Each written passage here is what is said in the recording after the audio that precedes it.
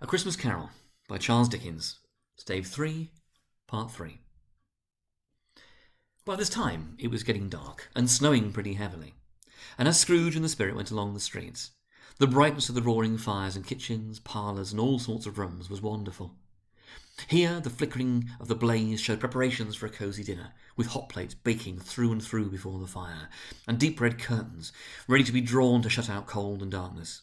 There, all the children of the house were running out into the snow to meet their married sisters, brothers, cousins, uncles, aunts, and be the first to greet them.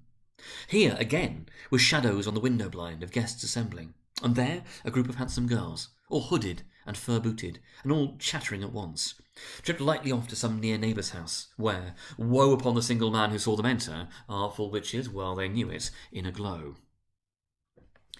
But if you had judged from the numbers of people on their way to friendly gatherings, you might have thought that no one was at home to give them welcome when they got there, instead of every house expecting company, and piling up its fires half chimney high. Blessed on it, how the ghost exulted, how it bared its breadth of breast and opened its capacious palm, and floated on, outpouring with a generous hand its bright and harmless mirth on everything within its reach.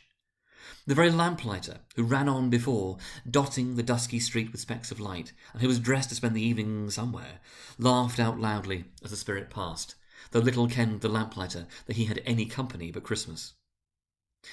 And now, without a word of warning from the ghost, they stood upon a bleak and desert moor, where monstrous masses of rude stone were cast about, as though it were the burial place of giants, and water spread itself wheresoever it listed, or would have done so but for the frost that held it prisoner. And nothing grew but moss and furze and coarse rank grass. Down in the west the setting sun had left a streak of fiery red, which glared upon the desolation for an instant like a sullen eye, and frowning lower, lower, lower yet, was lost in the thick gloom of darkest night. "What place is this?" asked Scrooge. "A place where miners live, who labour in the bowels of the earth," returned the Spirit. "But they know me. See." A light shone from the window of a hut, and swiftly they advanced towards it. Passing through the wall of mud and stone, they found a cheerful company assembled around a glowing fire. An old man and woman, with their children and their children's children, and another generation beyond that, all decked out gaily in their holiday attire. The old man, in a voice that seldom rose above the howling of the wind upon the barren waste, was singing them a Christmas song. It had been a very old song when he was a boy, and from time to time they all joined in the chorus. So surely as they raised their voices, the old man got quite blithe and loud, and so surely as they stopped, his vigour sank again. The Spirit didn't tarry here, but bade Scrooge hold his robe, and passing on above the moor, sped whither? Not to see. To Scrooge's horror, looking back, he saw the last of the land, a frightful range of rocks behind him, and his ears were deafened by the thundering of water, as it rolled and roared and raged among the dreadful caverns it had worn, and fiercely tried to undermine the earth. Built upon a dismal reef of sunken rocks, some league or so from shore, on which the waters chafed and dashed the wild year through, there stood a solitary lighthouse. Great heaps of seaweed clung to its base, and storm birds, born of the wind one might suppose, as seaweed of the water, rose and fell about it like the waves they skimmed.